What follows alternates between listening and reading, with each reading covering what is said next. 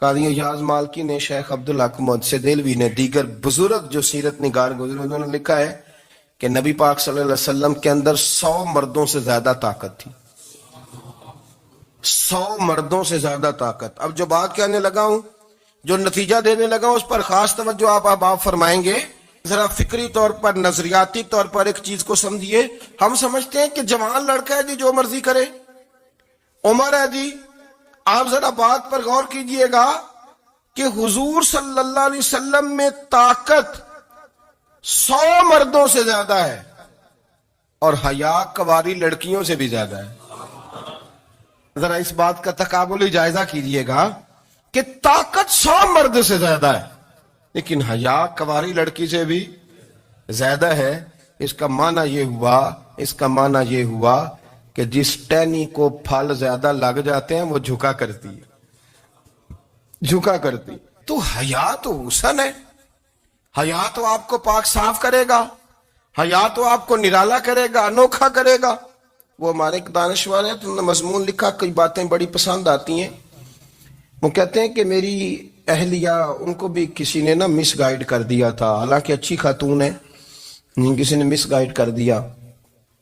تو وہ بھی سماجی اور ویلفیئر، اور یہ خواتین کو شوق ہوتا نا بننے کا، تو وہ بھی سماج کے اندر اچھا مقام تلاش کرنے کے موڈ میں آ گئی. تو کہیں ایک دن جانا تھا تو بڑی بن سور کے میرے ساتھ وہ گاڑی میں بیٹھ گئی. تو میں گاڑی میں، عورتوں کو یہ بھی مسئلہ ہوتا ہے نا کہ ہماری تعریف کرو، تو کئی دفعہ بعد مردوں بیچاروں کو جھوٹ بولنا پڑتا ہے، تو زبردستی کراتی ہے نا جی. تو اس میں گنجائش بھی دی ہے شریعت نے گنجائش دی ہے کہ کبھی بیوی کو راضی کرنے کے لیے خلاف واقعہ بات کرنی پڑے تو کر لینی چاہیے. تو وہ کراتی بھی ہیں. 3 موقع پر خلاف واقعہ بات کرنے کی اجازت ہے. واقعے کے خلاف بھی آپ بات کر سکتے ہیں. جنگ کے موقع پر 2 لوگوں کو صلح کرانے کے لیے اور بیوی کو راضی کرنے کے لیے کر لیں کوئی ایسی بات، بے شک اپنی طبیعت پہ جبر کر کے کر لے، گنجائش ہے، اجازت ہے. تو وہ کہتے ہیں جب وہ گاڑی میں میرے ساتھ بیٹھی بن سور کے، تو وہ تقاضا کرنے لگی کہ میں نے بڑے اچھے کپڑے پہنے ہیں پر آپ نے توجہ نہیں کرائی. تو سیانا بندہ تھا، وہ چاہ رہا تھا کہ میری خاتون سمجھ جائے. وہ کہتے ہیں مجھے پتا تھا کہ بیچاری مس گائیڈ ہو گئی ہے، دل کی بڑی اچھی ہے، سیانی ہے، لیکن اس کو کچھ خواتین نے، کچھ لوگوں نے مل کے اس کو ذہن غلط کر دیا ہے کہ سماج میں نکلو، باہر جاؤ، کام کرو، فلاں کرو، اپنی مرضی سے جیو. تو میرے ساتھ گاڑی میں بیٹھی کہیں جانے کے لیے، تو مجھ سے کہنے لگی کہ آپ نے میری طرف توجہ ہی نہیں کی، آپ نے کوئی ذکر ہی نہیں کیا کہ میں کیسی لگ رہی ہوں. تو وہ کہتے ہیں میں نے اسے کہا کہ اگر تو ناراض نہ ہو تو پھر میں صحیح والی تعریف کر دوں. تو اس نے کہا کہ آپ کر دیں. تو کہتے ہیں میں نے درد سے اور خلوص سے اپنی بیوی سے کہا، خلوص کے ساتھ. میں نے کہا میں تو روز گھر ہوتا ہوں، روز شام کو گھر ہوتا ہوں، اگر تو میرے لیے تیار ہوتی تو میں تیری تعریف کرتا، لیکن آج تو باہر جانے کے لیے تیار ہوئی، تو پھر ان سے تعریف کی امید رکھ جن کے لیے تو نے تیاری کی ہے. میرے لیے تیاری کرتی تو میں تو ہر شام تیرے پاس ہوتا ہوں. کہتے ہو میرے لفظوں میں درد تھا تو وہ بھی رو پڑی اور کہنے لگی آپ گاڑی روک دیں، مجھے باہر جا کے کسی کو راضی نہیں کرنا، میں نے اسے راضی کرنا ہے جس کو رب کریم نے میرا شوہر بنایا اور میرے لیے منتخب کیا ہے میرے ماں باپ کو. میں واپس لوٹتی ہوں. یہ ایک پہلو ہے سو لگتا ہوا، اس کو سمجھا جائے.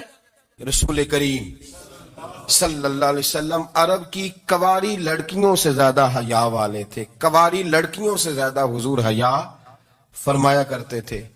جب خانہ کعبہ کی مکہ شریف میں تعمیر ہو رہی تھی نا، اہل عرب اس کو تعمیر کر رہے تھے، تو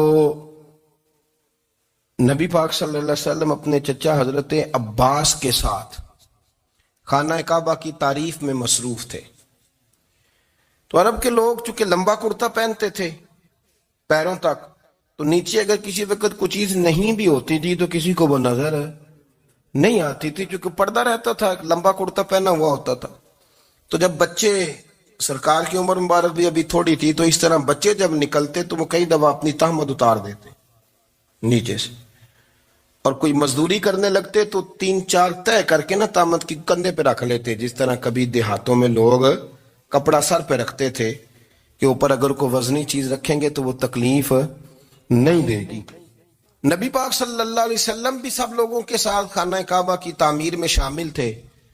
تو حضرت عباس رضی اللہ تعالیٰ عنہ نے کہا حضور سے، ابھی اللہ نے نبوت بھی نہیں فرمایا تھا، بھتیجے آپ بھی تامد اتاریے. یہ صحیح مسلم میں حدیث موجود ہے. اور اس کو کندھے پہ رکھ لیجیے، آپ اینٹیں اٹھا اٹھا کے لا رہے ہیں تو ذرا آپ کو تکلیف نہیں ہوگی. تو سرکار دو عالم صلی اللہ علیہ وسلم سے یہ بات کہی اور پھر جلدی سے حضور کی تہمت کو نکال کے نا، حالانکہ لمبا کرتا پہنا ہوا ہے، تو وہ جیسے ہی ان کے کندھے پہ رکھا اینٹیں رکھنے کے لیے تو سرکار تو زمین پہ گر گئے، بے ہوش ہو گئے، آنکھیں آسمان کی طرف. اور پھر حضور پکار رہے ہیں آزاری آزاری آزاری، میرا تامت دے دو، میرا تامت دے دو. کبھی کوئی شخص اس وجہ سے بھی بے ہوش ہوا ہے کہ میرے وجود سے کپڑا اتر گیا ہے؟ حالانکہ